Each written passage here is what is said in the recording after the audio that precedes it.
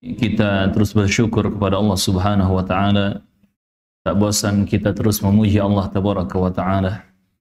Karena sampai detik ini kita masih diberi izin untuk bisa merasakan berbagai macam kenikmatan.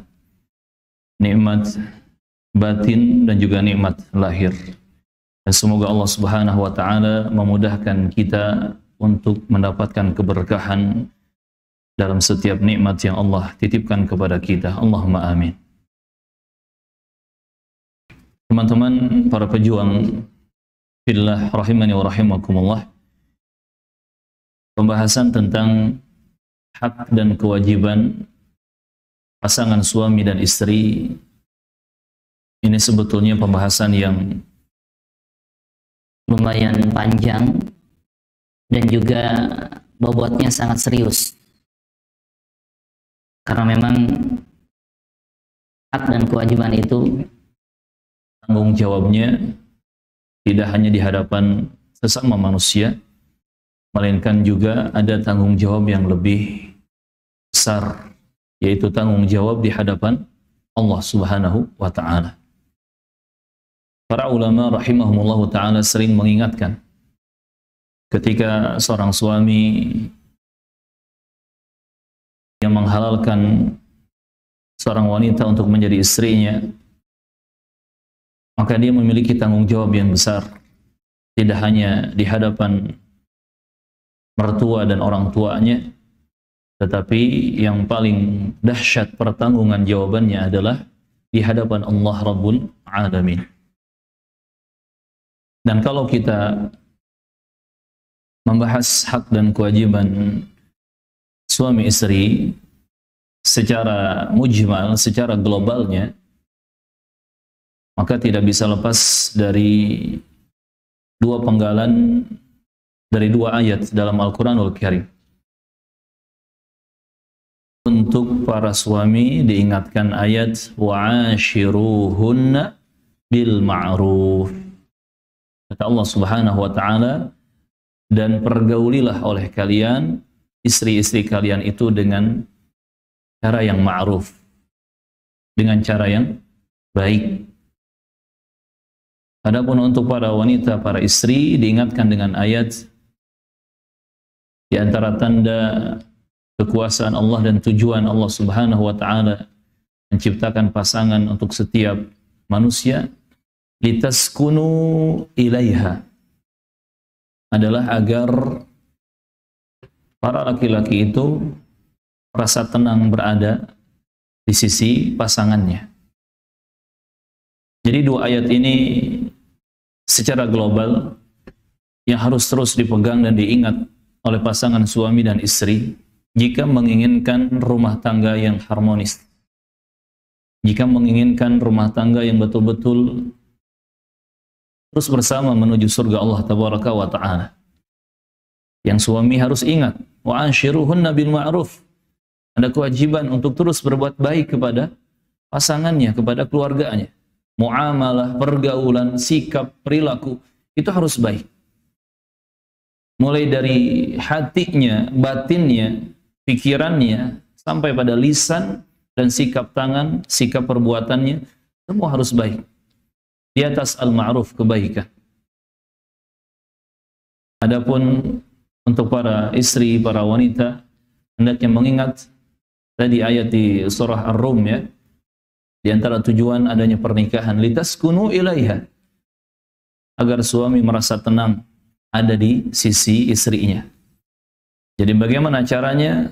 Sosok istri ini harus betul-betul membuat sang suami merasa tenang dan nyaman.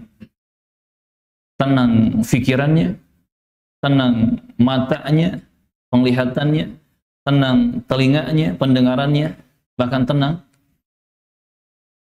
hati dan batinnya. Sejuk mata, sejuk hati. Itu yang disebut dengan qurrata a'yun. Ahibati fillah rahimani wa rahimakumullah. Dan untuk kita membahas hak serta kewajiban suami dan istri, maka kita harus lebih mendahulukan pembahasan apa saja kewajiban-kewajiban yang harus ditunaikan oleh sang suami, yang itu menjadi hak para istri. kita harus mendahulukan pembahasan terkait dengan suami. Karena ar-rijalu qawwamuna 'alan nisa. Allah Subhanahu wa taala menyatakan laki-laki itu adalah pemimpin, laki-laki itu adalah penanggung jawab atas wanita. Ibati fillah, para penuntut ilmu, talabatul ilmi, rahimani wa rahimakumullah, yang semoga senantiasa berada dalam lindungan dan juga bimbingan Allah Subhanahu wa taala. Jazakumullahu khairan. Yang pertama, dari sekian banyak kewajiban yang harus ditunaikan oleh suami, tadi yang kita singgung sebagai rumus global. Yani setiap suami wajib bergaul atau bermuamalah dengan istrinya bil ma'ruf, dengan cara yang baik, bahkan terbaik. Ayat tadi yang kita baca di surah An-Nisa ayat ke-19 ini tidak bisa kita lupakan sebagai suami. Wa 'ashiruhunna bil ma'ruf. Bergaulah kalian dengan mereka itu, yakni dengan pasangan hidup, secara ma'ruf, dengan muamalah, dengan pergaulan yang baik. Bergaul dengan baik. Suami tidak menyakiti istrinya. Suami tidak menangguhkan hak-hak istrinya jika dia mampu. Bahkan suami juga dituntut untuk memperlihatkan dan menampakkan wajah yang bahagia, yang tersenyum berseri-seri, wajah yang manis, wajah yang ceria di hadapan istrinya. Wa ashiruhunna bil ma'ruf. Juga Allah tegaskan lagi di ayat yang lain di surah Al-Baqarah ayat 228. Al-Baqarah 228. Walahunna mithlu alladhi 'alaihinna bil ma'ruf. Dan para wanita mempunyai hak yang seimbang dengan kewajibannya menurut cara yang baik, menurut cara yang ma'ruf. Bahkan kriteria suami terbaik itu dilihat dari bagaimana karakter dan akhlaknya terhadap pasangan hidupnya. Suami terbaik dilihat bagaimana cara dia bergaul bersama keluarganya. Dalam hadis riwayat At-Tirmidzi dan juga Ibnu Majah dan yang lainnya rahimahumullahu taala, ibunda kita Aisyah radhiyallahu anha, Ummu Abdillah ummul mukminin, menyebutkan Rasulullah bersabda sallallahu alaihi wasallam, khairukum li ahlihi. Sebaik-baik kalian sebagai laki-laki, sebagai suami, sebagai nahkoda bahtera rumah tangga adalah yang paling baik pergaulannya, perilakunya, sikapnya kepada pasangannya, kepada keluarganya. Wa ana khairukum li ahli. Dan aku, kata Rasulullah, adalah suami terbaik di antara kalian, suami yang paling baik bersikap kepada keluarganya, kepada pasangan hidupnya. Di sini jelas jamaah rahimani wa rahimakumullah bahwa seorang suami, seorang kepala rumah tangga, nahkoda bahtera rumah tangga bisa dikatakan mendapatkan gelar atau predikat suami saleh, suami baik, suami terbaik, bahkan dilihat bagaimana dia bersikap kepada keluarganya, terkhusus kepada istrinya. Mulai dari lisan, ucapannya, sampai pada sikap perbuatannya. Karena al-ma'ruf, kebaikan di sini, ini sifatnya umum. Sifatnya umum, global, ya, mujma'. Tercakup di dalamnya semua hak-hak istri. Dan itu harus ditunaikan karena Allah Subhanahu wa ta'ala. Kemudian kewajiban yang kedua,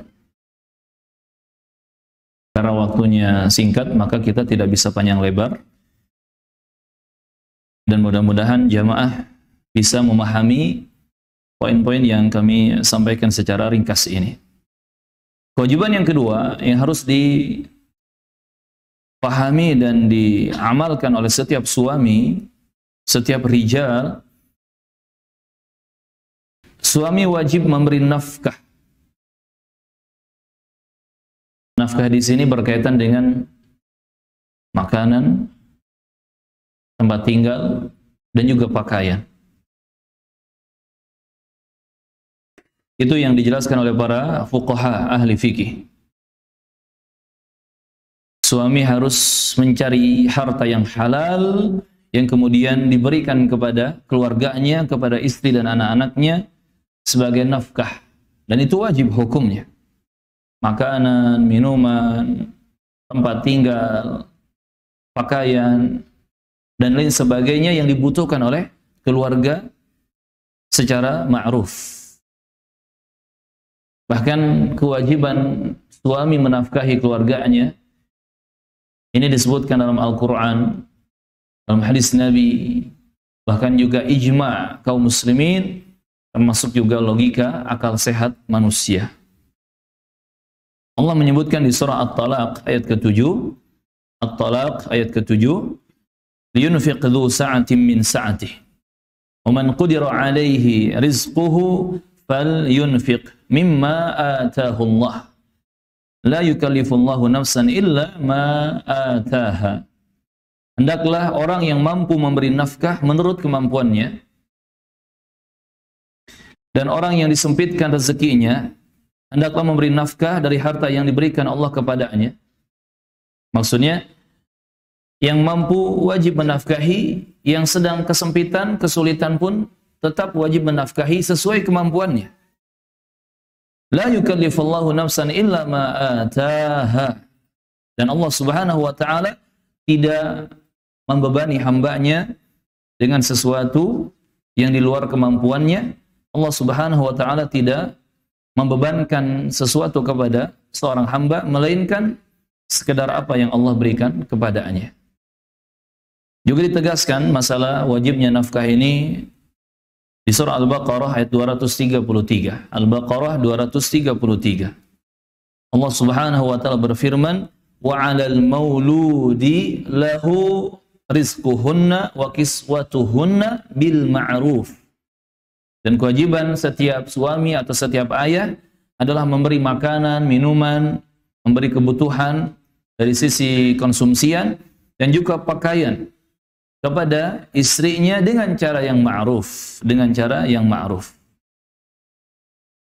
Kata Imam Ibnu Katsir rahimahullahu taala dalam tafsirnya ketika menjelaskan ayat ini,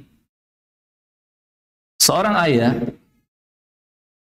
bagi seorang anak punya kewajiban dengan cara yang ma'ruf, yang baik, memberi nafkah kepada ibu si anak itu. Termasuk pula dalam hal pakaian. Dan yang dimaksud dengan cara yang ma'ruf adalah dengan memperhatikan kebiasaan masyarakatnya, yakni uraf, ya, tanpa bersikap berlebih-lebihan dan tidak juga pelit atau bakhil. Hendaklah ia memberi nafkah sesuai kemampuannya dan yang mudah untuknya, serta bersikap pertengahan dan hemat.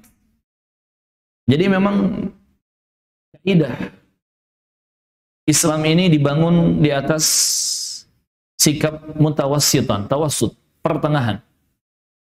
La ifrat wa la tafrit. Tidak berlebih-lebihan, tidak menyepelekan. Begitupun dalam masalah nafkah. Tidak boleh menyepelekan sehingga dia lari dari tanggung jawab dan kewajiban, dan tidak boleh juga berlebih-lebihan.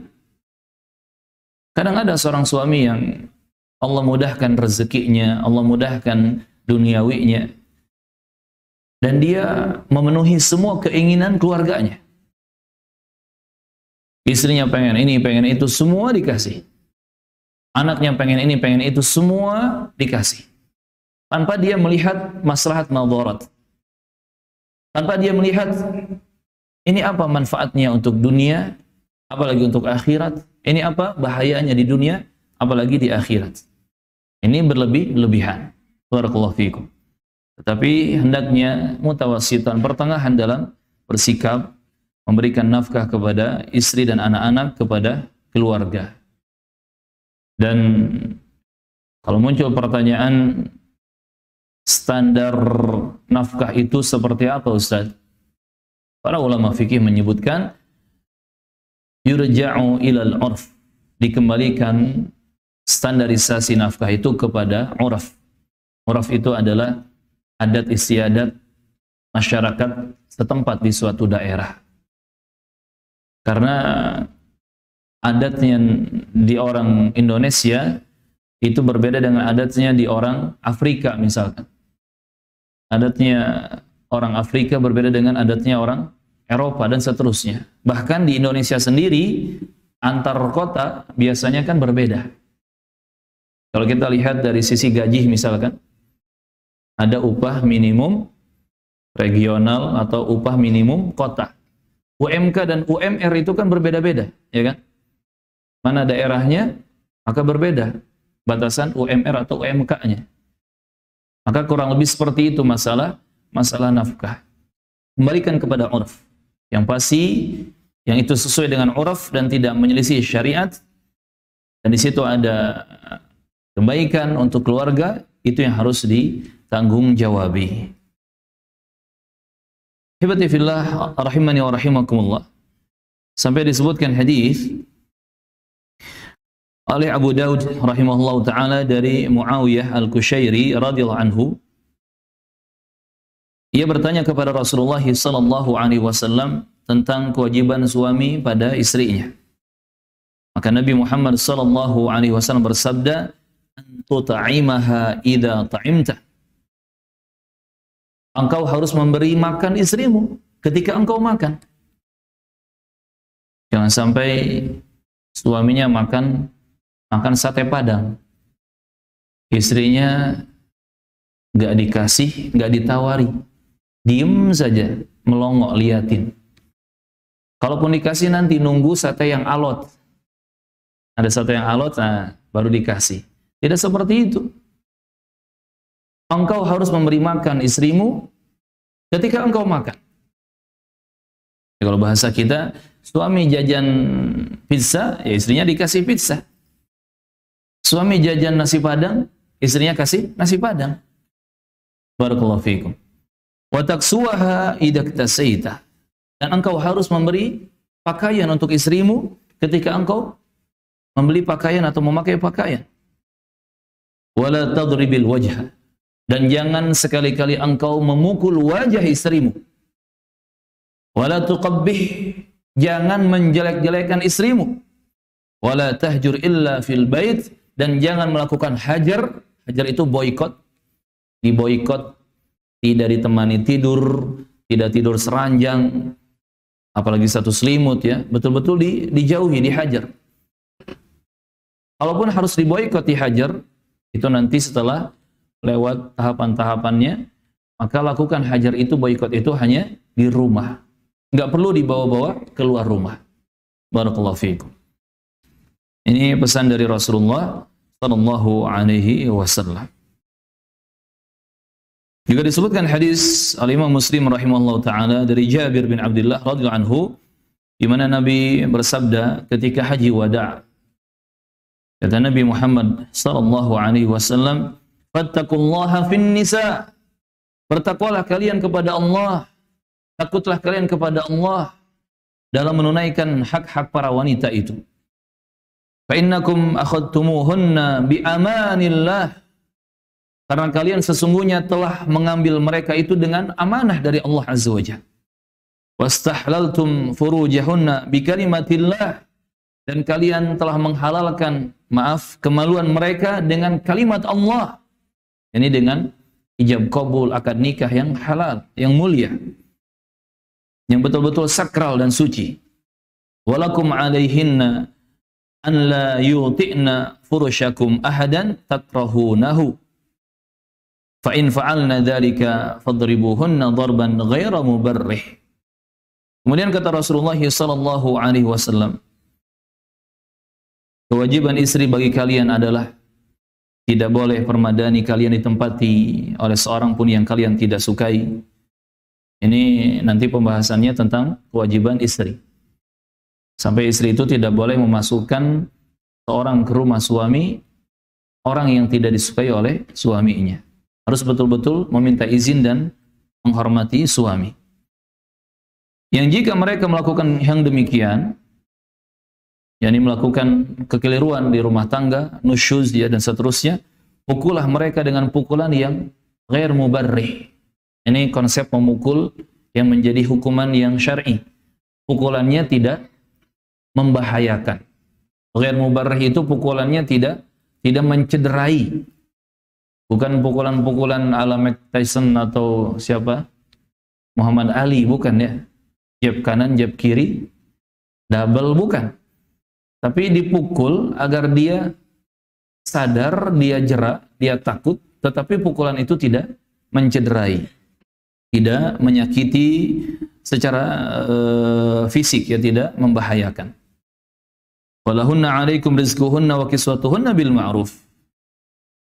Dan kewajiban kalian, wahai para suami, terhadap para istri adalah harus memberi mereka nafkah, makanan, minuman, kebutuhan fisik, ya, termasuk juga obat-obatan dan seterusnya, dan juga pakaian dengan cara yang ma'ruf. Termasuk para ulama memasukkan di sini kebutuhan kesehatan, kebutuhan pendidikan, dan ini yang paling utama. Ini yang paling utama. Ini jamaah rahimana rahimakumullah. Sampai ketika istri dari Abu Sufyan yang bernama Hindun binti Utbah radhiyallahu anhum mengadu kepada Rasulullah bahwasannya suaminya itu seorang yang pelit. Abu Sufyan itu seorang yang pelit. Tidak memberi untuk istri dan anak-anaknya. Kata Rasulullah kepada Hindun binti Utbah, "Khudhi ma yakfiki wa waladaki bil ma'ruf." Silakan ambil dari harta suamimu itu tanpa izin, tanpa sepengetahuan suamimu, sekedar yang bisa mencukupi kebutuhan engkau sebagai istri dan anak-anakmu. Artinya, seorang istri boleh mengambil harta suaminya tanpa sepengetahuan suami, kalau itu untuk kebutuhan istri dan anak-anaknya, dengan cara yang ma'ruf. Tentunya dengan cara yang ma'ruf. Bukan diambil semuanya, diambil, ya. Wah, suami nggak tahu, pas kebetulan istri tahu kode kartu ATM-nya. Isinya ada 500 juta, dikuras habis. Ini kriminal namanya. Tapi silakan ambil sesuai dengan kebutuhan dapur, kebutuhan di rumah atau kebutuhan dalam rumah tangga. Ini hadis diterangkan dalam hadis Aisyah, ya, radhiyallahu anha, riwayat Al-Bukhari, tentang kisah Hindun binti Utbah yang mengadu kepada Nabi Muhammad sallallahu alaihi wasallam. Maka ingat patokan nafkah itu, teman-teman rahimakumullah. Yang pertama, kalau kita simpulkan, harus mencukupi istri dan anak-anak dengan baik. Artinya ini berbeda keadaan, berbeda waktu. Seperti apa keadaannya, seperti apa waktunya, di mana tempatnya, bagaimana zamannya, itu bisa disesuaikan untuk kadar besaran nafkahnya. Jangan sampai seorang suami dia membandingkan sesuatu yang berbeda, melakukan al-qiyas ma'al fariq, mengkiaskan sesuatu yang berbeda. Dulu katanya, orang tua saya ngasih nafkah itu, abah ke mamahnya itu, sebulan 100.000 cukup. Sebulan 100.000 cukup. Anti sekarang dikasih 3 juta, kok masih minta lagi? Masya Allah, nggak bisa disamakan. 100.000-nya tahun berapa? Dan 3 jutanya tahun berapa? Dulu ada seorang sahib saya tanya, "Mas, beli rumah di sini berapa?" Kebetulan rumahnya di Bandung itu di daerah kota, tengah kota. Luasnya 120 meter persegi lahannya dan full bangunan. Dia jawab, "Saya beli rumah ini Ustaz 200 juta. Wah, murah sekali 200 juta. Anak tanya tahun berapa? Tahun 2005. Masya Allah. Anak nanya 2022. Jadi tahun 2005 saja 200 juta hanya dapat 120 meter lahan dan bangunan. Yang sekarang, itu sudah miliaran di sana. Jadi tidak bisa disamakan sesuatu yang berbeda. Itu yang pertama. Yang kedua, setelah dikembalikan kepada uruf, itu yang pertama. Yang kedua, dilihat kemampuan suami. Dilihat kemampuan suami. Apakah suami ini dia laki-laki yang rezekinya dilapangkan, dimudahkan, usahanya sedang lancar, sedang bagus, atau sedang diuji dengan kesulitan, kesempitan, kekurangan. Maka hendaknya di sini para istri, termasuk para orang tua, para mertua, harus paham keadaan. Harus paham keadaan. Dan yang namanya manusia itu, rezeki mereka naik turun. Kan gitu, naik turun. Maka semua harus paham, ketika suami diberi kelebihan rezeki, kelancaran rezeki, silakan menuntut yang banyak sesuai dengan haknya. Tetapi kalau kondisinya suami sedang diuji oleh Allah Azza wa Jalla dengan musibah ya, atau dengan kekurangan, kesulitan, kesempitan, apalagi misalkan suami ini baru ngaji, baru hijrah, baru memutuskan resign dari pekerjaan yang banyak syubhatnya atau jelas-jelas haram. Apalagi seperti ini. Setiap istri harus betul-betul memahami kondisi suami. Termasuk tadi, orang tua dan mertua juga harus paham.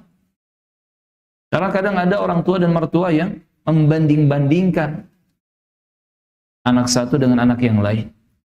Menantu satu dengan menantu yang lain. Itu tidak bisa. Tidak bisa dibanding-bandingkan. Kalaupun mau banding-bandingan, perbandingannya jangan masalah duniawi. Tapi silakan bandingkanlah masalah agama, masalah keimanan, masalah ukhrawi, masalah hafalan Quran, masalah akhlak. Silakan banding-bandingkan. Tapi kalau untuk urusan duniawi, jangan dibanding-bandingkan. Kenapa? Karena urusan rezeki masing-masing sudah ditentukan oleh Allah Subhanahu wa Ta'ala. Barakallahu fiikum. Ini jamaah rahimani wa rahimakumullah. Kemudian kewajiban yang berikutnya yang harus difahami dan selalu diingat dan diamalkan oleh setiap suami. Yang ketiga, usahakan ada waktu luang yang diberikan kepada istri untuk bercanda. Memanjakan istri dengan candaan-candaan. Ini yang hadir sudah menikah semua belum? Hah? Coba angkat tangan yang belum menikah. Ana ngasih contoh aja. Angkat tangan yang belum menikah. Oh, banyak juga, tapi kebanyakan yang sudah menikah, alhamdulillah. Karena semakin bertambah poin, semakin memancing emosi gitu ya. Jadi antum harus siap, barakallahu fikum. Yang ketiga, harus berusaha meluangkan waktu ya.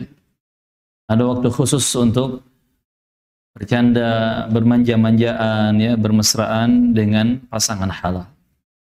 Ini jangan dilupakan. Karena inilah yang dicontohkan oleh Nabi kita Muhammad sallallahu alaihi wasallam. Di antaranya diceritakan oleh ibunda kita Aisyah radhiyallahu anha. Disebutkan hadis oleh Ahmad, oleh Abu Daud dan yang lainnya, annaha kanat ma'an Nabi. Aisyah pernah ketika itu bersama Nabi Muhammad sallallahu alaihi wasallam fi safar, dalam sebuah safar, perjalanan. Qalat fasabaqtuhu ala rijlai. Kemudian Aisyah berlomba lari bersama Rasulullah sallallahu alaihi wasallam. Dan ternyata Aisyah mengalahkan Nabi Muhammad sallallahu alaihi wasallam. Falamma amaltul lahma sabaqtuhu fasabaqani. Ketika di waktu yang lain sudah berlalu ya, beberapa waktu yang lama, aku mulai bertambah gemuk, kata Aisyah. Sampai Aisyah mengatakan dengan bahasa falamma hamaltul lahma, ketika aku sudah membawa beban daging yang banyak. Itu bahasanya. Jadi untuk para wanita muslimah, kalau misalkan badan makin bengkak ya, badan makin gemuk, nggak usah gengsi, nggak usah malu. Tapi ada ustaz yang bilang kalau wanita soleh itu, wanita solihah itu harus langsing. Pernah dengar nggak? Ada ustaz bilang seperti itu. Wanita solihah itu harus langsing katanya. Kalau nggak langsing berarti dia wanita durhaka. Ini nggak ada dalilnya. Justru kalau kita lihat hadis ini, ibunda kita Aisyah berubah. Dari dulunya memang bagus, ideal tubuhnya, berubah menjadi amaltul lahmah. Aku membawa beban daging di tubuhku. Itu bahasanya. Dan jelas dalam Islam ini, kemuliaan di sisi Allah tidak dilihat dari bentuk fisik. Kilogram badannya berapa, berat badannya berapa, tidak menjadi penyebab seseorang hina atau mulia. Tetapi yang menjadikan seseorang mulia adalah ketakwaan kepada Allah. Ingat lagi Al-Hujurat ayat 13. Inna akramakum indallah ta'akum. Yang paling mulia di sisi Allah dari kalian adalah yang paling bertakwa kepada Allah. Begitupun para istri. Wanita salihah, wanita muslimah yang salihah itu takwanya kepada Allah yang dilihat. Bukan masalah ringan atau berat tubuhnya. Barakallahu fikum. Nah, ketika Aisyah sudah mulai gemuk, dia pun mengajak Rasulullah untuk berlomba lari lagi. Dan ternyata sekarang Aisyah yang kalah, Rasulullah yang menang. Lantas Nabi berkata, "Hadhihi bitilkas sabaqah." Ini sebagai bayaran untuk kekalahanku di lomba lari yang dulu. Kalau bahasa kita seri 1-1. Masya Allah. Ini candaan Rasulullah bersama istrinya radhiyallahu anhum. Kemudian juga disebutkan hadis oleh Al-Bukhari dan Muslim dari Aisyah juga radhiyallahu anha. Ra'aitun Nabi, aku pernah melihat Nabi Muhammad sallallahu alaihi wasallam yasturuni biridaihi. Beliau menutupi pandanganku dengan selendangnya atau kain yang dipakainya. Wa ana anzuru ilal habasyah yal'abuna fil masjid. Ketika itu kata Aisyah, aku sedang melihat para sahabat yang berasal dari Habasyah, dari Ethiopia. Dari kabilahnya Bilal ya. Mereka sedang yal'abuna fil masjid, bermain-main di masjid. Ini menunjukkan boleh kaum muslimin menggunakan masjid untuk bermain, tetapi bermainnya yang positif. Bermainnya yang positif secara syariat. Permainan yang halal, yang positif, yang bermanfaat. Yang bermanfaat. Dan ketika itu yang sedang dimainkan oleh orang-orang Habasyah, disebutkan dalam riwayat yang lain, mereka sedang bermain tombak. Ini bukan bermain-main bercanda gitu ya. Bukan apa? Kejar-kejaran, ucing-ucingan di masjid, bukan. Bukan petak umpet di masjid, bukan. Tapi bermain maksudnya di sini melakukan sesuatu yang bermanfaat selain ibadah. Ketika itu orang-orang Habasyah sedang melatih diri bermain tombak. Ada yang mengatakan sedang latihan gulat dan seterusnya. Ketika itu Aisyah melihat, maka Nabi menutupi Aisyah. Hatta akuna ana alladhi as'am. Sampai aku merasa puas melihat aktivitas positif yang sedang dilakukan oleh para sahabat. Faqduru qadral jariyah al-hadithah as-sin al-harisa al-lahwi. Karenanya sebisa mungkin, kata Aisyah radhiyallahu anha, kalian bisa seperti gadis belia yang suka bercanda. Maksudnya begini, jangan lupa suami istri untuk memanjakan pasangannya dengan hal-hal yang mungkin kecil, sepele, tetapi itu bisa membahagiakan pasangan halalnya. Ketika itu Aisyah melihat orang-orang Habasyah di masjid bermain-main, mereka sedang bela diri, katakanlah latihan bela diri. Aisyah melihat Nabi menutupi sambil mencandai. Yang pertama ditutupi Aisyah agar tidak terlihat oleh para sahabat yang lain. Nah, ini pentingnya hijab ya, pentingnya hijab. Sampai sengaja Rasulullah menutupi diri Aisyah dengan selendangnya agar tidak dipandang oleh laki-laki yang bukan mahram, agar tidak dilihat oleh laki-laki ajnabi. Yang kedua, di sini juga dalam rangka bercanda dengan istrinya. Itu yang Rasulullah lakukan. Itu yang Rasulullah lakukan. Maka wahai para suami, luangkan waktu untuk bercanda dengan istrinya. Bercanda terus-menerus tidak boleh. Tidak pernah bercanda juga tidak boleh. Artinya, kita sebagai suami harus melihat situasi dan kondisi serta keadaan.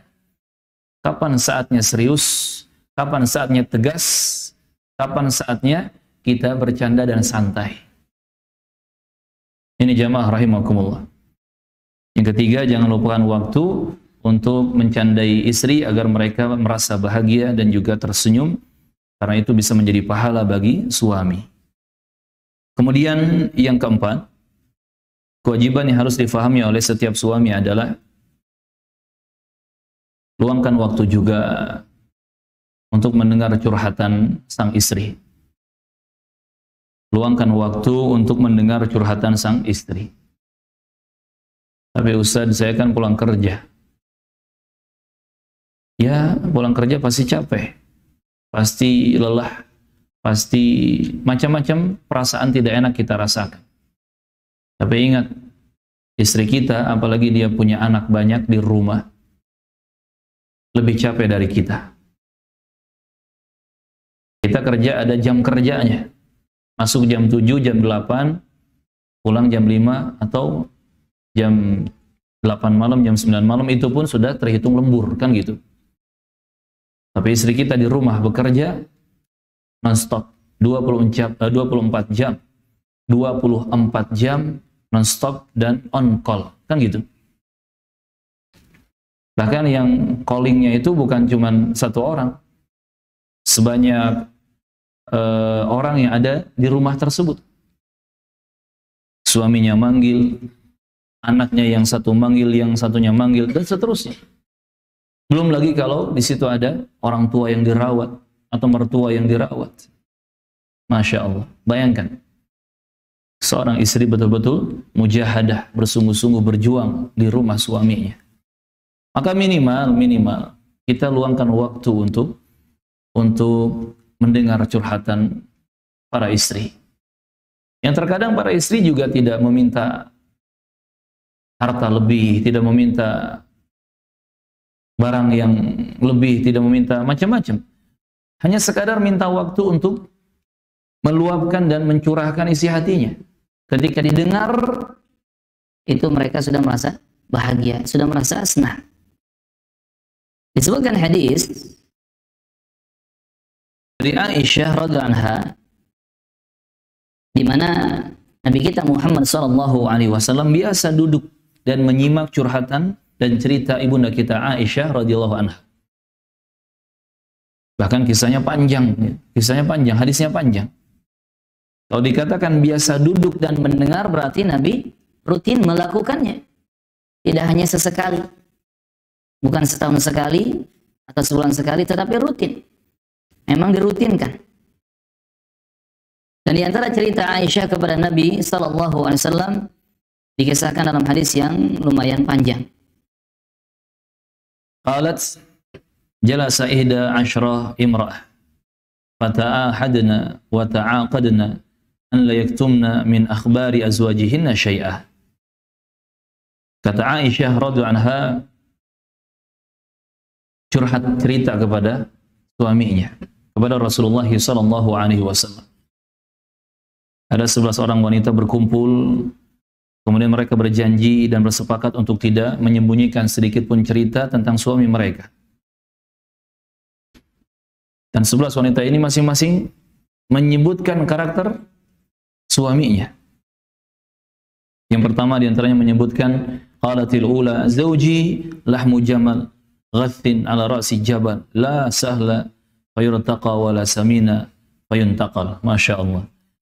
Sesungguhnya suamiku adalah daging unta yang kurus, berada di atas puncak gunung yang tanahnya berlumpur, yang tidak mudah untuk didaki, dan dagingnya juga tidak gemuk untuk diambil.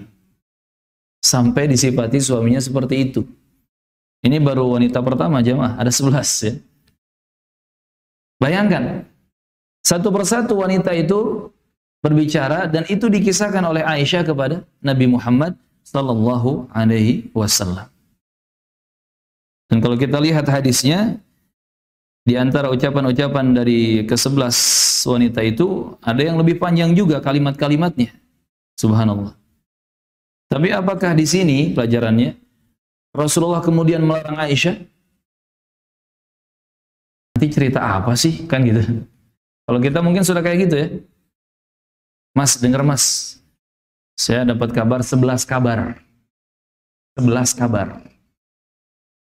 Satu kabar ya diceritakan 5 menit. Kabar kedua diceritakan 10 menit. Belum sampai kabar yang ke-11, belum sampai cerita yang ke-11, kita sebagai suami sudah bersikap. Jadi maunya apa sih? Kan gitu. Udah, jangan bertele-tele, maksudnya apa? Kan gitu. Masya Allah. Tetapi tidak demikian dengan Nabi Muhammad sallallahu alaihi wasallam. Beliau betul-betul memperhatikan curhatan istrinya, curhatan Aisyah radhiyallahu anha. Hibati fillah rahimakumullah.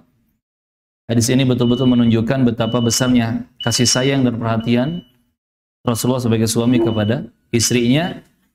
Walaupun kita tahu Rasulullah itu kan di luar rumah itu kesibukannya banyak. Ngedidik umat untuk akidahnya lurus, akhlaknya bagus, ibadahnya juga bagus. Ngurusin pasukan perang, ngurusin harta benda, termasuk orang-orang miskin, du'afa, janda, yatim, semua diperhatikan oleh Nabi. Tugas Nabi itu dunia akhirat sangat banyak. Tapi ketika pulang ke rumah, tetap Nabi adalah seorang suami bagi istrinya. Nabi adalah seorang kepala rumah tangga untuk anggota keluarganya. Dan Nabi meletakkan semua gelar-gelar jabatan-jabatan yang tinggi di luar rumah itu diletakkan ketika akan masuk ke dalam rumah. Bahkan tadi Aisyah bercerita panjang lebar sekali menceritakan tentang 11 wanita yang berbeda-beda. Itu Rasulullah mendengarkan dengan begitu seksama dan penuh perhatian, penuh kasih sayang. Maka di sini jamaah rahimakumullah, wahai para suami, jangan lupakan waktu luang untuk mendengar curhatan para istri. Dan kalau mereka butuh solusi, tentunya kita harus membantu agar ada solusi terbaik, ada bantuan terbaik.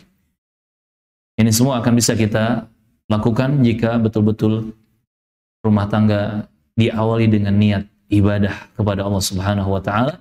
Rumah tangga pernikahan itu dimodali dengan ibadah kepada Allah Azza wa Jalla. Tapi kita lanjutkan ba'da Isya. Wallahu taala a'lam. Tafadhalu barakallahu fiikum.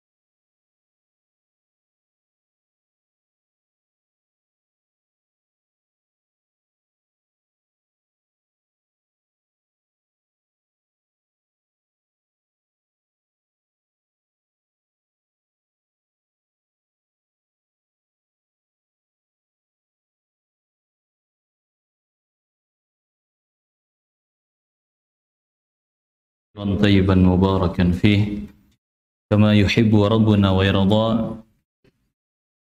أشهد أن لا إله إلا الله وحده لا شريك له وأشهد أن محمدا عبده ورسوله. أما بعد. Teman-teman para penuntut ilmu rahimani wa rahimakumullah, jamaah kaum muslimin dan muslimat, jamaah Masjid Nurul Iman yang semoga senantiasa berada dalam rahmat dan perlindungan Allah Subhanahu wa taala. Barakallahu fikum. Kita lanjutkan penyebutan kewajiban-kewajiban yang harus ditunaikan oleh setiap suami kepada istri-istrinya. Yang kelima, jangan lupakan pendidikan agama untuk keluarga di rumah, terkhusus para istri. Setiap suami wajib mengajari istrinya perkara agama Islam ini. Jangan sampai menjadi suami itu hanya merasa punya tanggung jawab wajib memenuhi nafkah saja, menjadi tulang punggung keluarga saja, memenuhi kebutuhan makan, minum, pakaian, tempat tinggal, kemudian selesai. Padahal ada kewajiban yang lebih dahsyat dari itu, perkara yang sangat-sangat penting, bahkan di atas perkara-perkara penting yang ada, yakni tarbiyatul usrah bidinillah, mendidik keluarga, mengajari keluarga tentang agama Allah Subhanahu wa ta'ala. Ayat yang pasti dibaca oleh setiap pendidik, oleh setiap guru ketika mengingatkan kaum muslimin agar semangat menyelamatkan keluarganya dari ancaman yang sangat besar, yaitu ayat ke-6 di surah At-Tahrim. Ini pasti disebut oleh setiap ustaz, di mana Allah Subhanahu wa ta'ala berfirman, Ya ayyuhalladzina amanu qu anfusakum wa ahlikum nara. Ya ayyuhalladzina amanu, wahai orang-orang yang beriman, qu, jagalah, yakni selamatkanlah, lindungilah, anfusakum, diri-diri kalian, wa ahlikum, dan keluarga kalian, naron, dari api neraka. Subhanallah. Sahabat Ali bin Abi Thalib radhiyallahu anhu, ketika beliau menafsirkan ayat ini, kata Ali Abu Turab radhiyallahu anhu, ay addibuhum wa'allimuhum. Maksud ayat ini, jagalah diri kalian dan keluarga kalian dari ancaman api neraka yang begitu dahsyat dan mengerikan. Addibuhum, maksudnya ajari mereka akhlak yang mulia. Wa'allimuhum, dan ajari mereka ilmu agama Allah yang benar.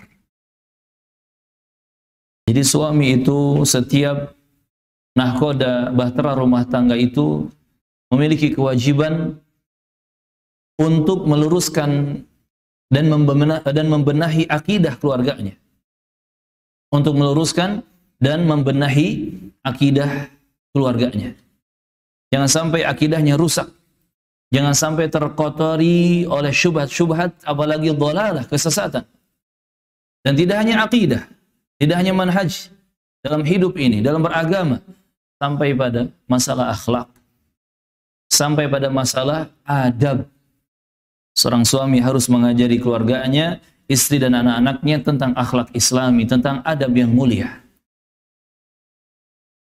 Ketika akan makan, ada adabnya. Keluar rumah, masuk rumah, ada adabnya. Masuk WC, keluar WC, masuk masjid, keluar masjid. Bahkan memasuki tempat yang sangat jarang kita singgahi, itu semua ada adabnya. Belum lagi masalah akhlak. Belum lagi masalah akhlak. Akhlak kepada sesama, akhlak kepada orang tua, akhlak kepada tetangga, akhlak kepada kaum muslimin, akhlak kepada Allah dan Rasulnya, itu yang paling penting.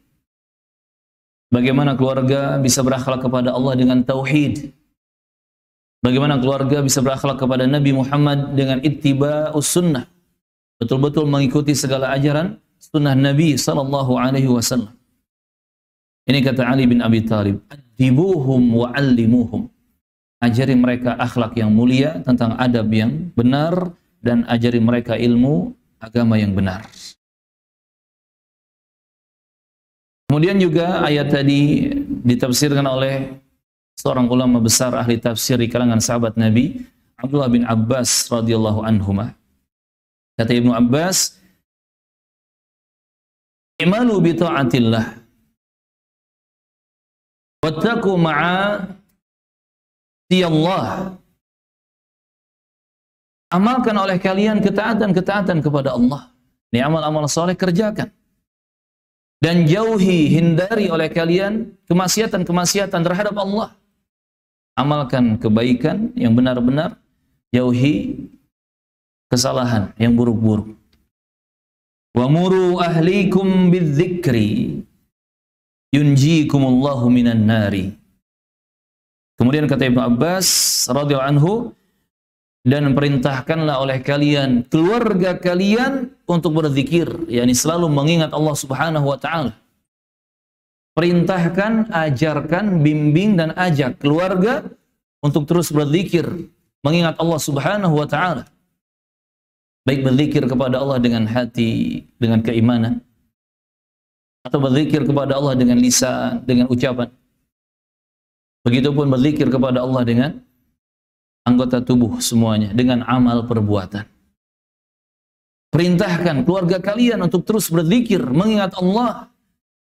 Yunjikumullahu minan nari. Niscaya Allah akan menyelamatkan kalian dari api neraka itu. Jadi ini jamaah rahimakumullah jawaban dari ayat ke-6 di surah At-Tahrim tadi. Kalau kita bertanya-tanya bagaimana cara menyelamatkan diri dan keluarga dari ancaman azab neraka yang begitu dahsyat dan mengerikan itu.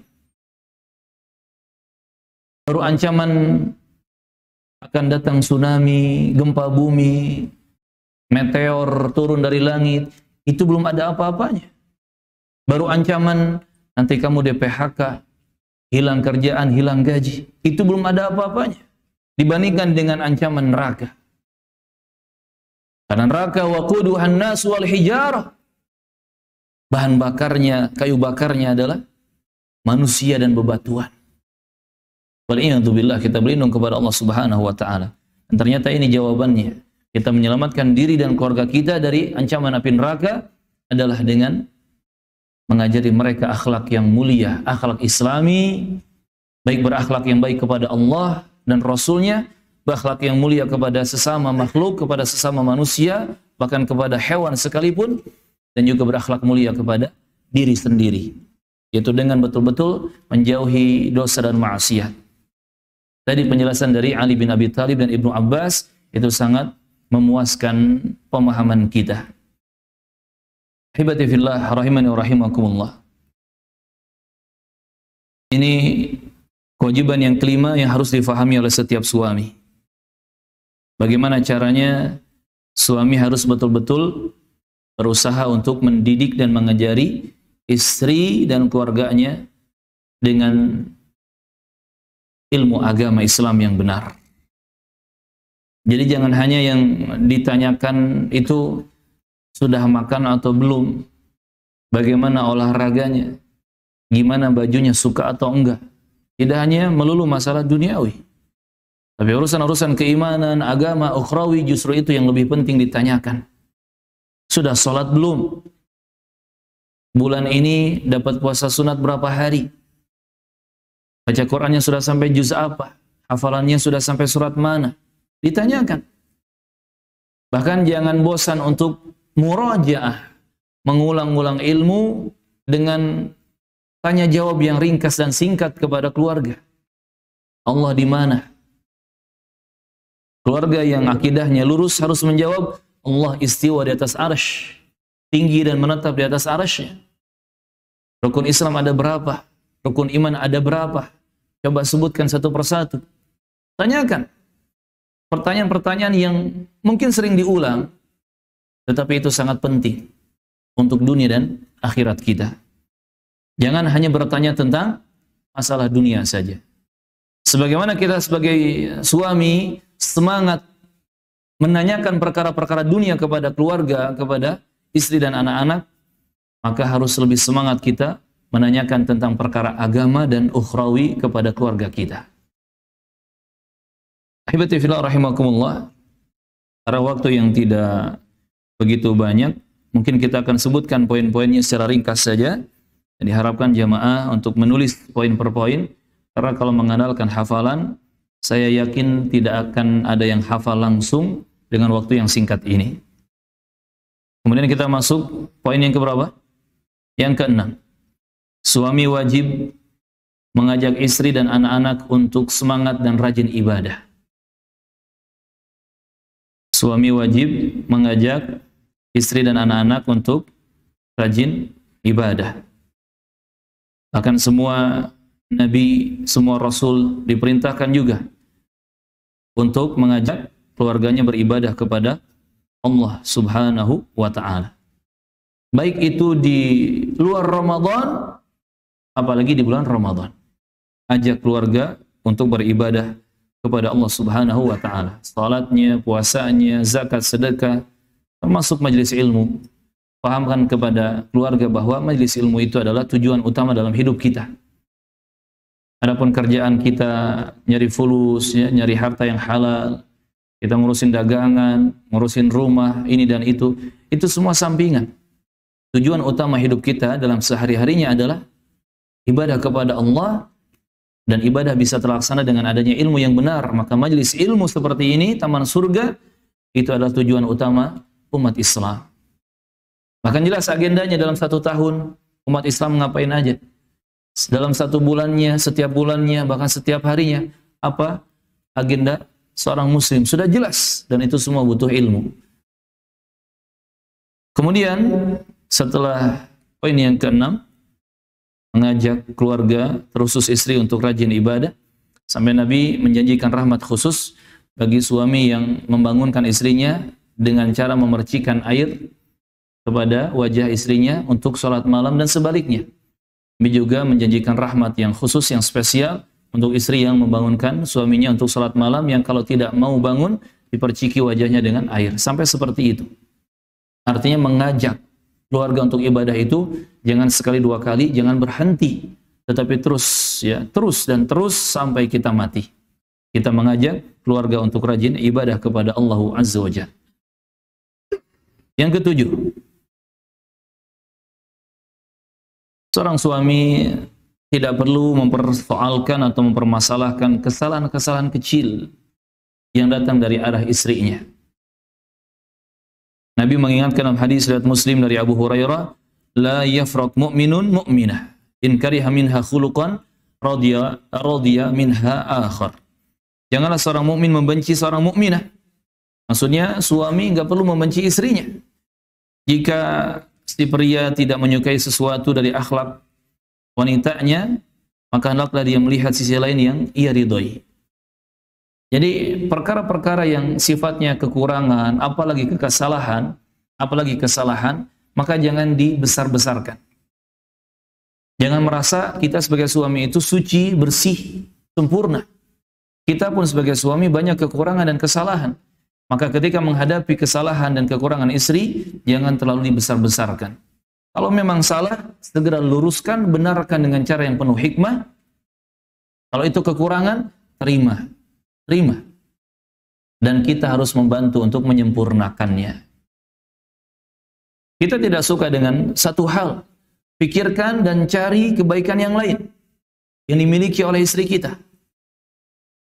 Misalkan kita minta dimasakkan sopnya sop buntut pula.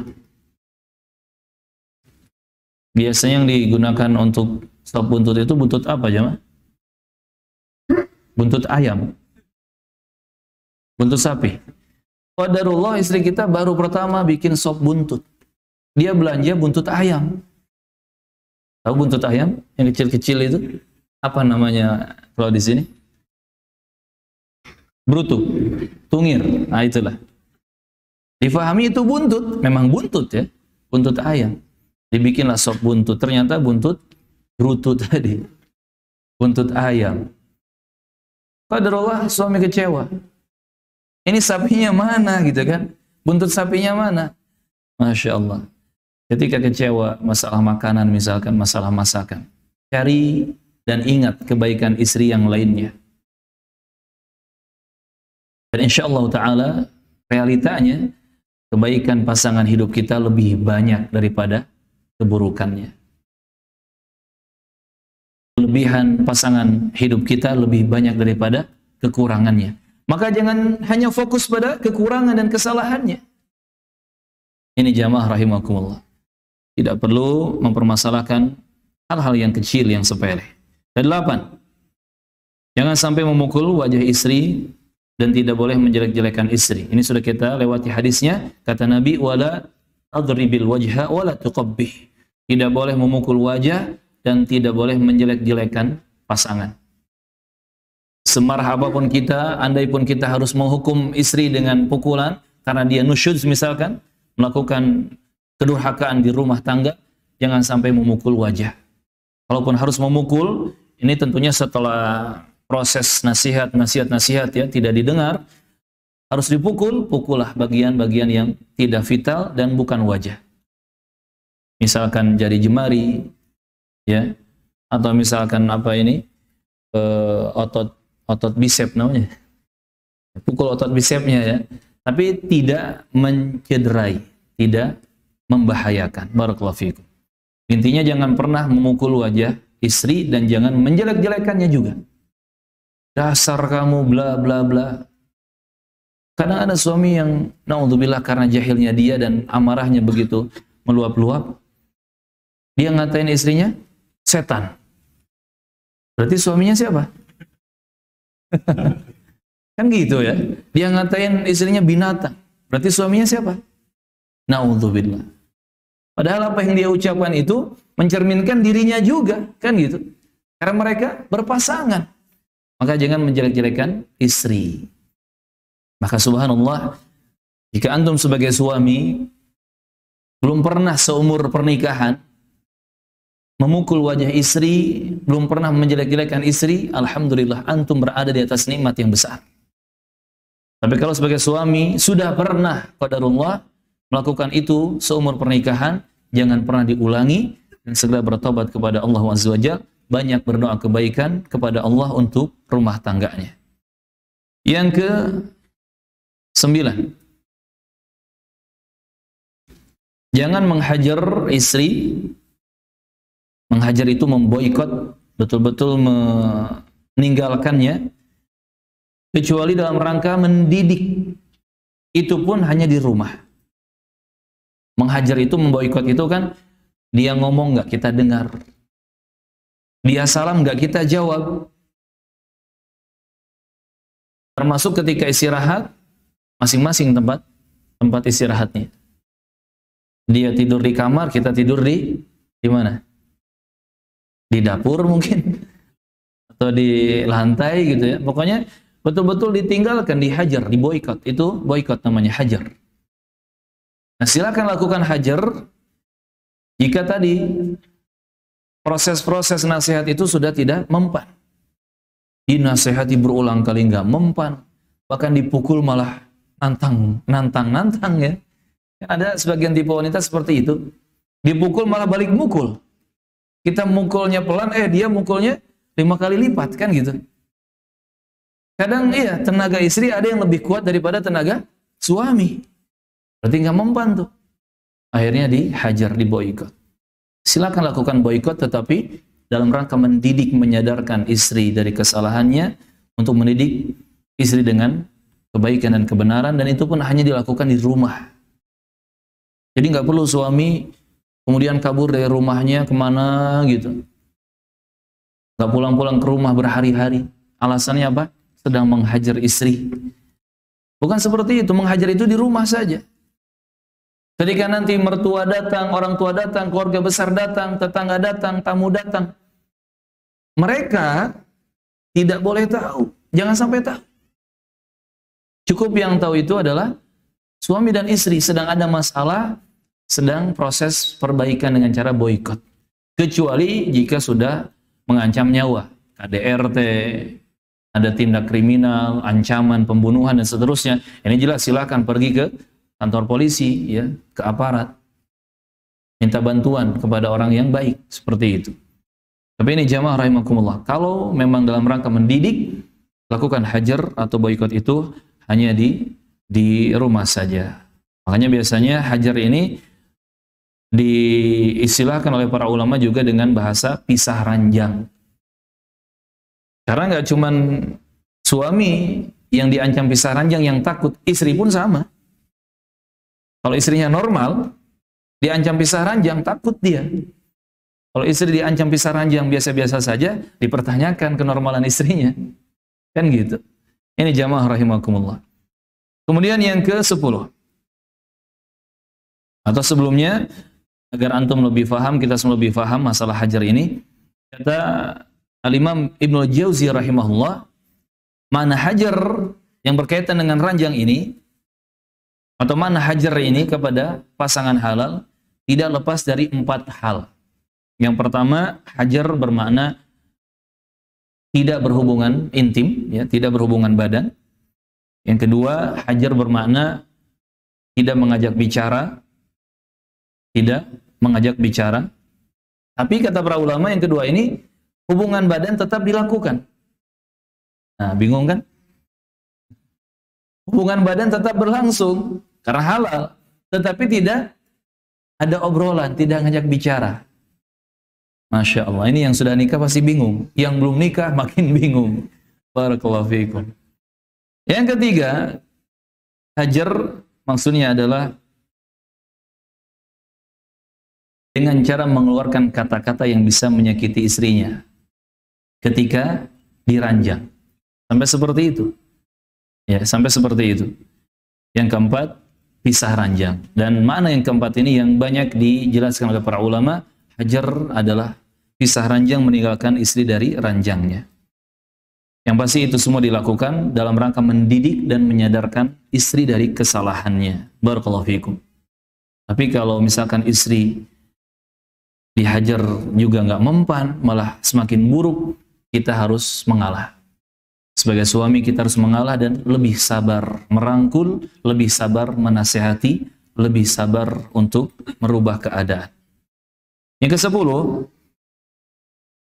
suami juga harus paham bahwa ada kewajiban memberikan kebutuhan biologis kepada istrinya. Ini kewajiban. Dan ini hak istri. Makanya kalau antum mau kerja ya jauh-jauh, lama nggak pulang-pulang, itu difikirkan dulu dan dimusyawarahkan. Mau kerja misalkan kemana? Timur Tengah. Berapa lama? 2 tahun baru balik. Itu harus dibicarakan dengan istrinya. Istrinya ridho tidak? Kalau istrinya tidak ridho, jangan dipaksakan. Lebih baik kerja di kampung sendiri, gajinya besar, daripada kerja di luar negeri, gajinya kecil. Gimana sih? Balik ya. Tapi kan enaknya seperti itu ya. Harapannya. Lebih baik gaji kecil kerja di kampung sendiri, daripada gaji besar kerja di luar negeri, kan gitu. 2 tahun nggak balik-balik.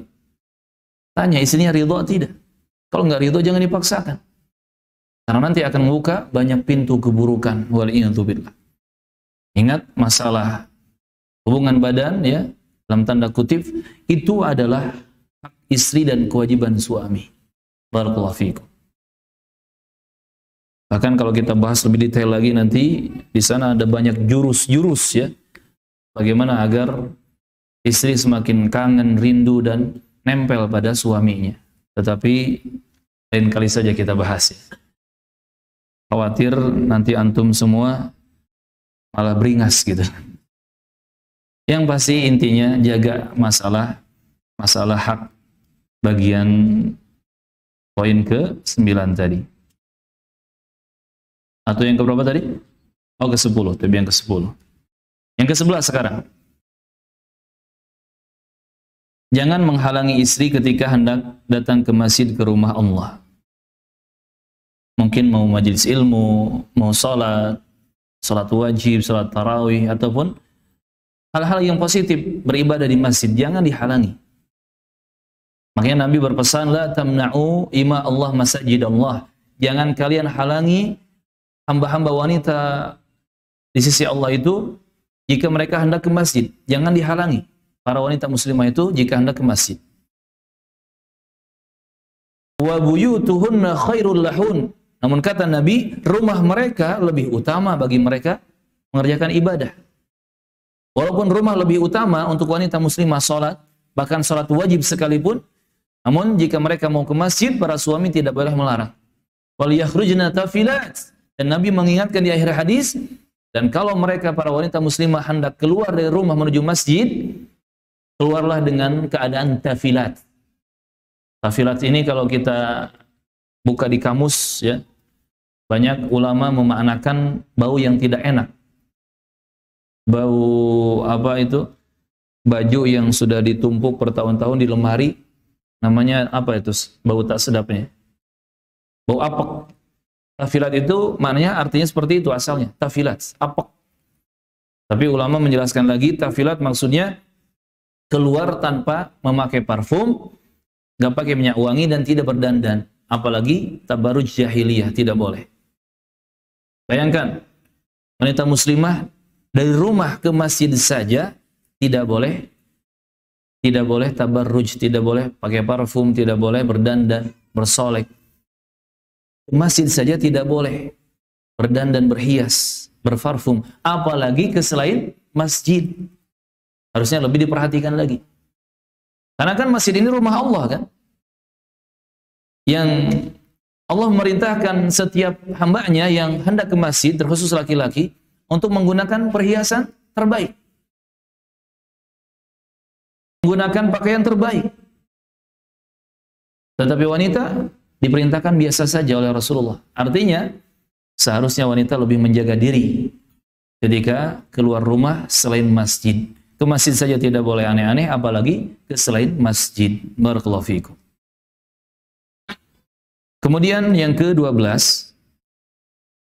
suami wajib menutup rahasia dan aib istrinya. Tidak boleh suami mengumbar aib istri, membuka rahasia istri, sekecil apapun, sedikit apapun. Kecuali jika memang urusannya gawat dan itu pun hanya di hadapan hakim, ya, di pengadilan agama saja. Jadi sebisa mungkin suami betul-betul sabar menghadapi istrinya dan tidak boleh sampai membuka rahasia atau aib istri. Yang ke-13, suami juga wajib berhias, berpenampilan menarik, rapih, indah, bagus di hadapan istrinya. Sebagaimana suami menginginkan istrinya berpenampilan menarik dan indah. Karena tadi di surah Al-Baqarah 228, Al-Baqarah 228 disebutkan walahunna mithlul ladzi 'alaihinna bil ma'ruf. Dan para wanita mempunyai hak yang seimbang, yang sama dengan kewajibannya menurut cara yang ma'ruf. Dan itu juga yang disebutkan oleh Ibnu Abbas kepada para sahabatnya. Kalian laki-laki hendaknya berhias diri di hadapan para istri kalian. Sebagaimana kalian menginginkan istri kalian terlihat indah dan menarik, maka mereka pun sama. Mereka pun sama. Jadi kalau antum sebagai suami nyuruh istrinya mandi, antum juga harus mandi. Jangan mah mandi dong tiap hari biar seger. Antum mandinya sepekan sekali, Jumat doang. Dengan alasan itu sunnah Ustaz. Masya Allah. Termasuk masalah penampilan. Di rumah ya, parfumnya, sisiran, yang punya jenggot lebat, jenggotnya dirawat juga, dan seterusnya. Bahkan kalau bisa, tanya kepada pasangan antum. Maunya seperti apa, sukanya seperti apa, dicari tahu. Dan itu yang dilakukan oleh pasangan-pasangan orang-orang soleh di zaman dahulu. Di zaman tabi'in, ya tabi'ut tabi'in, para sahabat. Mereka orang-orang soleh dan solihah mengajarkan kepada kita, di awal pernikahan itu, hendaknya suami dan istri saling mengobrol, membicarakan apa yang disukai dan apa yang tidak disukai. Ditanyakan, sukanya apa, nggak sukanya apa. Yang ketika sudah tahu masing-masing ini, kemudian berusaha untuk melakukan yang disukai dan meninggalkan yang tidak disukai. Itu orang-orang soleh dan solihah di zaman dahulu sampai seperti itu. Makanya pernikahan mereka subhanallah harmonis dan diberkahi oleh Allah Azza wa Jalla. Karena ada komunikasi yang baik di awal nikah, di malam pertama langsung musyawarah. Dan kebanyakan istri yang bertanya. Karena memang di sini harus terjadi pemuliaan istri, penghormatan istri kepada suami. Yang kemudian nanti suami pun bertanya. Jadi para istri jangan gengsi, jangan malu bertanya kepada suaminya. Mas suka makan apa? Enggak suka makan apa? Suka minum apa? Enggak suka minum apa? Mas suka warna apa? Enggak suka warna apa? Ditanya. Yang nanti suami juga akan bertanya. Kalau suaminya enggak bertanya-tanya, ya, enggak peka-peka, kasih tahu saja langsung oleh istri. Oh, kalau masuk ke warna biru, saya suka warna pink. Gitu. Ini jamaah rahimakumullah. Yang kemudian nanti mempermudah langkah melakukan sikap yang terbaik. Misalkan tadi minta dimasakkan sop buntut. Harusnya nanya dulu nih istrinya, Mas, buntut apa yang dimasak gitu. Walaupun mungkin diketawain sama suaminya, nggak apa-apa, tanyakan. Daripada salah langkah, harusnya sop buntut sapi malah sop buntut brutu. Kan gitu. Makanya ini komunikasi itu harus dijaga. Itu yang ke-12, jangan membuka yang ke-13, harus berhias diri dan berpenampilan baik di hadapan pasangannya sekalipun dia laki-laki. Karena istri pun mendambakan, mengidamkan suami yang terlihat menarik. Yang ke-14, mungkin yang terakhir ya. Wajib suami selalu husnudzan, berbaik sangka kepada istrinya. Wajib suami berhusnudzan, berbaik sangka kepada istrinya. Dan kalau suami selalu husnudzan, berbaik sangka, istri pun akan mengikuti. Tapi kalau suami sukanya suudzon, curigaan, apalagi sampai tajassus, mencari-cari kesalahan, naudzubillah, hati-hati. Istri lebih lihai dalam masalah itu. Hati-hati. Kalau kita sebagai suami nggak mau husnudzon, sukanya suudzon, ya, negative thinking, berpikiran negatif, berprasangka buruk, hati-hati. Watak istri itu lebih kejam kalau sudah jatuh ke dalam perkara seperti itu. Ini jamaah rahimakumullah. Harus saling menjaga prasangka.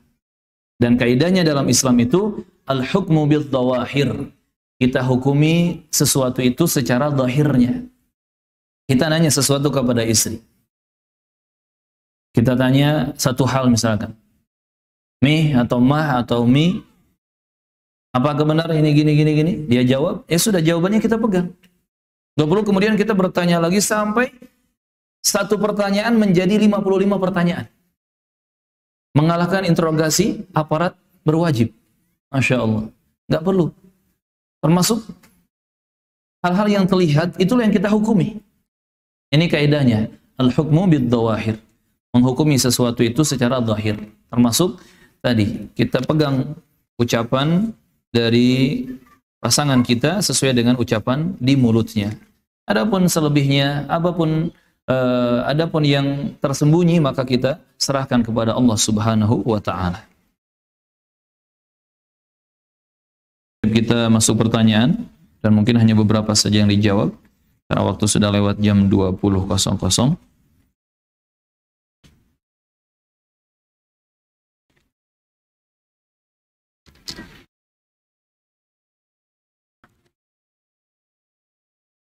Ustaz, saya seorang akhwat, sering kasih masukan ke teman-teman yang bertanya tentang rumah tangga, tapi saya sendiri tidak praktekkan di rumah tangga saya. Apa saya termasuk munafik? Belum tentu munafik. Belum tentu munafik. Karena terkadang keadaan rumah tangga itu kan berbeda-beda. Ada yang butuh ini, ada yang butuh itu, ya berbeda-beda. Tidak munafik kalau diniatkan suatu ketika, jika saya mampu melakukannya, saya akan melakukannya. Tidak munafik. Munafik itu adalah kita mengatakan sesuatu padahal kita mengingkari hal itu. Kita mengatakan sesuatu padahal kita mengingkari hal itu. Itu munafik.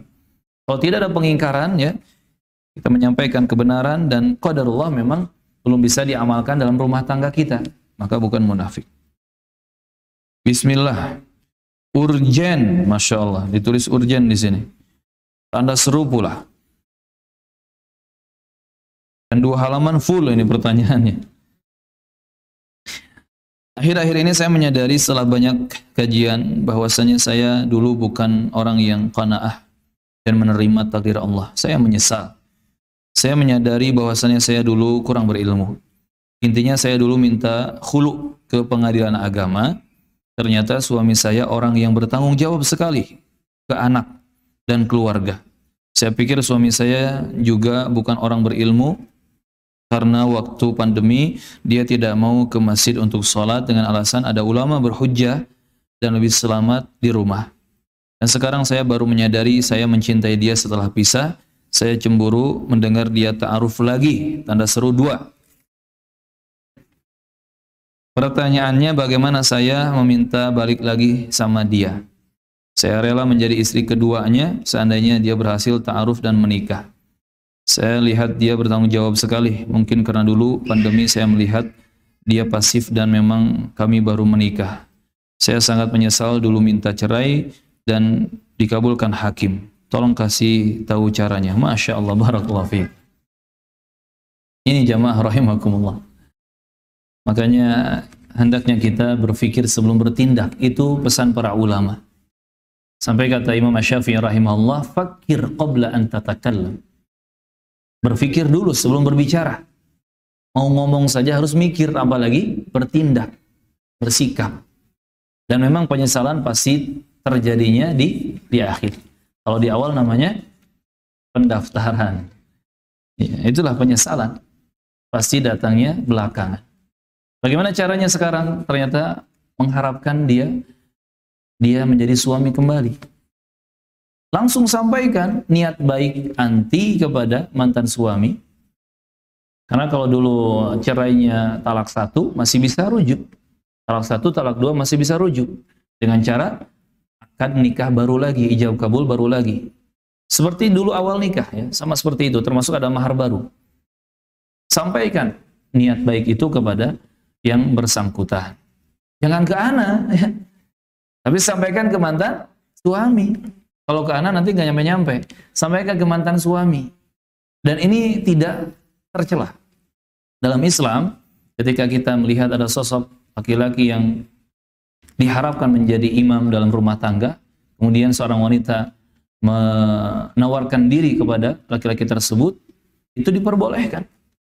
Bahkan itu dilakukan oleh sebagian sahabiat, ya, oleh sebagian sahabat wanita di zaman Rasulullah. Jadi silakan sampaikan niat baiknya kepada yang bersangkutan, dan kita bantu doa terbaik semoga dimudahkan oleh Allah Azza wa Jalla, ya, agar bisa kembali bersama, apalagi sudah punya anak. Alangkah indahnya rumah tangga itu dipertahankan, apalagi sudah punya anak. Dan ternyata tadi masalahnya bukan masalah-masalah yang darurat gitu, ya. Perbedaan masalah pendapat fikih itu hal yang harus ditoleransi. Barakallahu fikum. Kecuali sudah betul-betul parah, ya. Misalkan murtad atau mencela sunnah Nabi, ya, atau mengingkari tauhid dan seterusnya, atau KDRT, itu mungkin jadi alasan. Tapi kalau perbedaan masalah fikih ijtihadiyah, itu jangan dijadikan masalah dalam rumah tangga. Barakallahu fikum. Disilahkan datangi yang bersangkutan atau keluarganya. Kalau suami ngasih uang ke ibunya tanpa sepengetahuan istri, apa hukumnya? Boleh. Dan kalau bisa diperbanyak. Bukankah harta suami sama dengan harta istri? Bukan, ya. Harta suami bukan harta istri bukan harta suami. Harta suami bukan harta istri, tetapi istri punya hak dalam harta suami. Ingat, punya hak bukan berarti 100% milik istri, hanya ada hak beberapa persen saja. Hak dinafkahi, kan gitu. Hak diperhatikan, dipenuhi kebutuhannya, ada hak saja, bukan milik suami, milik istri. Tidak seperti itu. Nanti pun ketika istri punya sesuatu, itu punya istri, bukan punya suami. Dan lebih enaknya istri, suami tidak punya hak dalam harta istri. Subhanallah. Jadi ini jangan disalahfahami. Nah, ini pola pikir yang salah ini yang kemudian menjadi masalah ketika mengetahui suaminya bersedekah atau berbuat baik kepada orang tuanya ataupun kepada orang lain. Menganggap itu kan harta istri, kok nggak bilang dulu, kok nggak izin dulu. Padahal itu bukan harta istri. Ingat, harta suami bukan harta istri, tetapi istri dan anak-anak punya hak dalam harta suami. Maka bebas suami mau sedekah, mau ngasih, mau apa, apalagi kepada orang tuanya. Seharusnya setiap istri mensupport dan mendukung suaminya untuk berbuat baik kepada orang tuanya. Kalau bisa, istri yang mengingatkan, Mas, pekan ini atau bulan ini sudah ngasih belum sama orang tua? Diingatkan harusnya, bukan dikekang, bukan dihalangi. Barakallahu fikum. Jadilah istri yang salihah, bukan istri yang durhaka. Bagaimana memaafkan suami yang KDRT? Bagaimana cara menghadapinya? Kalau memang dia minta maaf, maafkan. Buka lembaran baru. Dan syaratkan agar dia betul-betul merubah perilaku dan kebiasaan. Tapi kalau dia tidak meminta maaf, bahkan lebih menjadi-jadi KDRT-nya, silakan lapor ke pihak berwajib ya, dan selesaikan di pengadilan agama. Barakallahu fikum.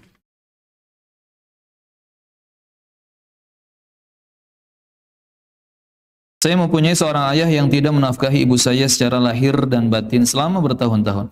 Apakah dengan hal tersebut seorang istri masih wajib berbakti dan taat kepada suami? Barakallahu fikum. Ini sudah parah keadaannya. Kami sarankan segera datang ke pengadilan agama, sampaikan masalahnya kepada hakim di sana dan minta solusi terbaik. Barakallahu fikum.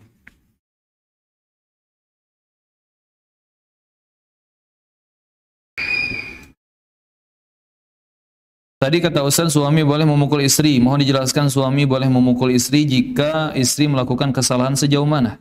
Karena khawatir istri salah sedikit, suami salah faham, kemudian memukul, sedangkan Rasul mengajarkan dan memerintahkan untuk berlemah lembut pada istri atau perempuan. Bahkan Umar yang keras pun tetap lemah lembut terhadap istrinya. Tadi kita sampaikan berkali-kali, memukul itu setelah melewati proses atau tahapan-tahapan yang prosesnya banyak. Yang paling pertama disampaikan atau dilakukan adalah nasihat. Nasihat, nasihat, nasihat, dan nasihat. Yang mungkin nasihat ini lebih dari 3 kali diingatkan kepada istrinya. Baru kemudian kalau misalkan nasihat sudah tidak mempan, berkali-kali disampaikan, lebih dari 3 kali nasihat disampaikan, tidak mempan. Tidak mempan juga. Maka silakan pukul atau boikot. Nah, dilakukan pukulan ini untuk apa? Untuk kesalahan yang betul-betul besar di sisi Allah Tabaraka wa Ta'ala dan syariatnya. Kesalahan yang betul-betul fatal menurut syariat Allah dan Rasulnya. Itu kesalahannya. Bukan gara-gara masakan kurang garam dipukul, bukan. Bukan gara-gara nyetrika bajunya bolong ya, kebakar, bukan. Bukan hal-hal yang sifatnya apa? Sifat yang sepele dalam masalah duniawi, bukan. Tapi untuk kesalahan yang nusyuz. Nusyuz itu durhakanya istri kepada suami yang betul-betul dia sudah menyalahi aturan Allah dan Rasulnya. Menyalahi aturan Allah dan Rasulnya. Mencaci maki suami, meludahi suami misalnya. Atau dia berbohong untuk sesuatu yang besar ya masalahnya dan seterusnya. Pokoknya ada pelanggaran syariat Allah di situ, maka boleh memukul. Itu pun ghair mubarrih, pukulannya jangan sampai mencederai.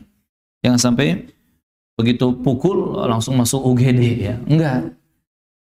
Pukul tidak ada bekas, tidak ada lebam, tidak ada bengkak, tidak ada memar ya. Seperti itu, tidak boleh mencederai.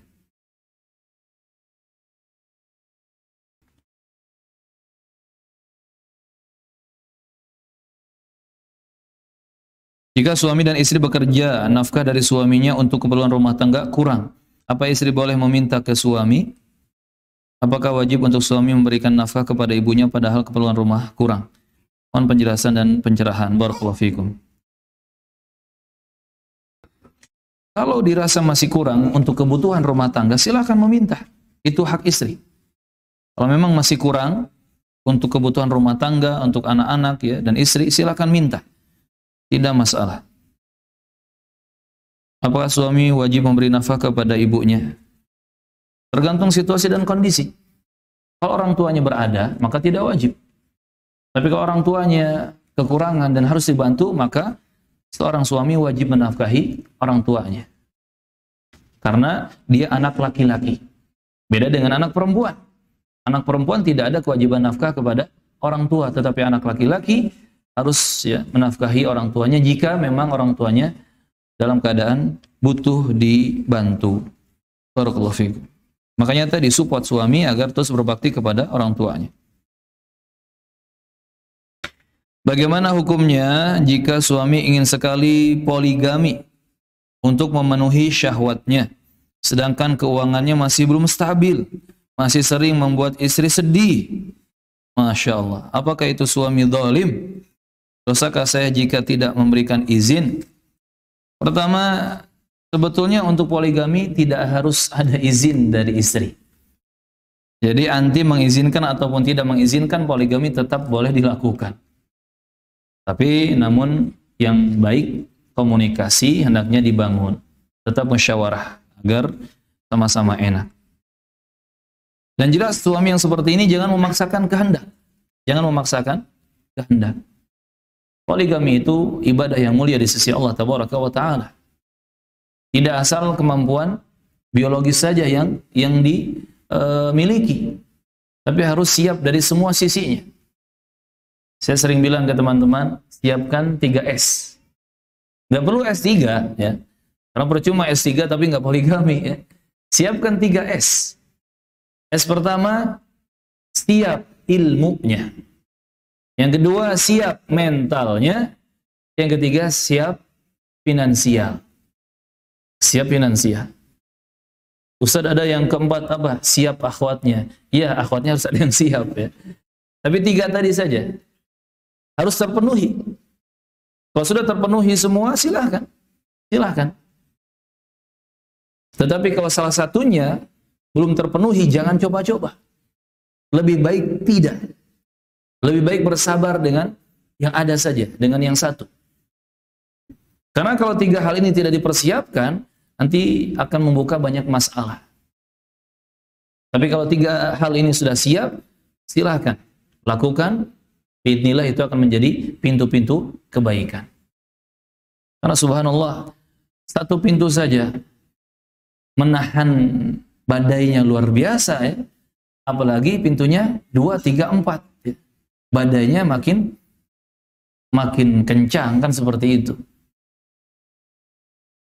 Antum yang berniat poligami, berfikirnya harus jauh.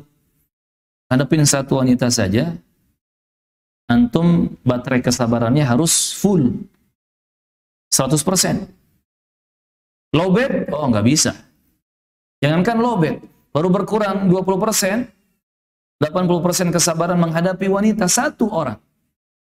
Itu sabar antum nggak cukup. Harus full 100% baterai sabarnya.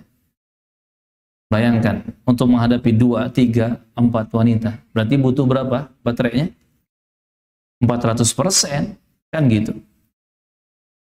Jadi tadi, kalau tidak siap dari 3 sisi itu, ilmu, mental, dan finansial, nggak usah coba-coba. Tapi Ustaz, syahwat saya menggebu-gebu. Syahwat saya besar. 1 istri nggak cukup. Masya Allah. Kalau antum belum mampu dari sisi ilmu, mental, dan finansial, perbanyak puasa. Ingat, puasa ini meredam syahwat, meredam nafsu, bukan hanya untuk yang jomblo yang betul-betul belum nikah gitu. Tetapi yang sudah punya istri, kemudian pengen punya istri lagi, belum mampu. Solusinya apa? Puasa juga, saum juga. Jangan lupakan hadis, fa inna alaihi saum, fa alaihi bis-saum, fa innahu lahu wija. Fa alaihi bis-saum, hendaknya dia berpuasa. Fa innahu lahu wija, karena puasa akan menjadi tameng dari syahwatnya. Ini berlaku juga untuk suami atau laki-laki yang ingin poligami tapi belum mampu. Barakallahu fikum. Jadi perbanyak saum ya, perbanyak saum. Jangan membuat istri sedih. Apalagi tadi curhatannya Masya Allah ya. Kita yang dengarnya pun kasihan gitu, miris, kasihan. Jadi bahagiakan dulu yang pertama ya. Bikin dulu senyum ya. Penuhi kebutuhannya, insya Allah. Kalau sudah mampu silahkan. Kalau tidak mampu jangan coba-coba. Kemudian terakhir di sini ada 3 pertanyaan berhadiah dari panitia. Masya Allah, ini doanya luar biasa. Ini request dari panitia pertanyaannya. Apa doa hendak berhubungan badan dalam tanda kutip. Tapi nggak apa-apa, ini ilmu. Siapa yang hafal doanya? Silakan menjawab. Yang pertama angkat tangan. Fadhal. Dan nikah belum? Sudah nikah ya? Ya. Biar tidak dicurigai. Antum belum nikah, doanya lancar, nanti dicurigai. Baik, silakan. Apa doanya?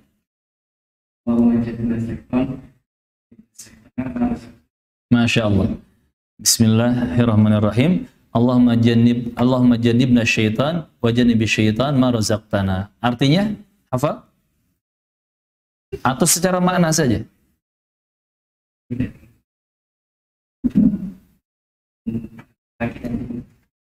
Baik. Intinya minta perlindungan kepada Allah dari gangguan setan. Allahumma jannibna syaitan, ya Allah jauhkan kami dari setan. Suami, istri, dan juga bakal anak. Itu minta diselamatkan dari gangguan setan. Wa jannibis syaitan ma razaqtana. Ya Allah jauhkan setan dari apa-apa yang kau rezekikan kepada kami. Maka tidak salah ulama menjelaskan bahwa ini langkah awal mencetak generasi solehah. Mencetak generasi terbaik ini diawali dengan doa yang baik ketika suami istri berhubungan.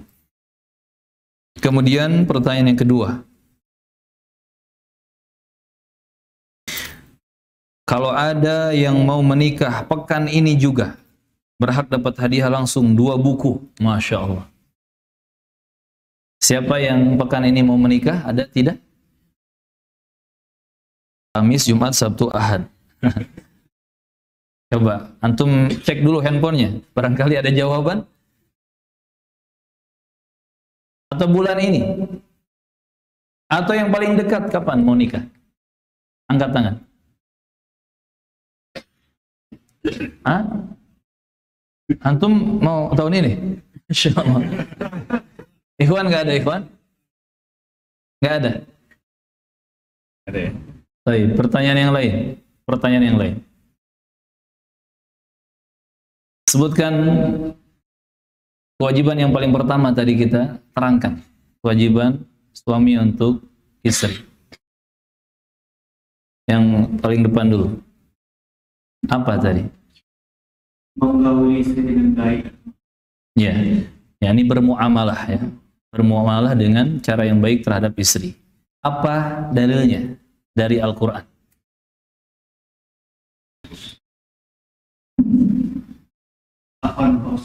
Hah? Tidak hafal ayatnya? Baik. Siapa yang hafal ayatnya? An-Nisa 19, betul, An-Nisa 19. Apa redaksi ayatnya? Pendek saja kok. Ayo, siapa yang hafal? Hadiahnya sisa berapa, Bang? Sisa 3, 1, 2, satu lagi mana? Yang hafal ayatnya baca, bahasa Arabnya. Ya.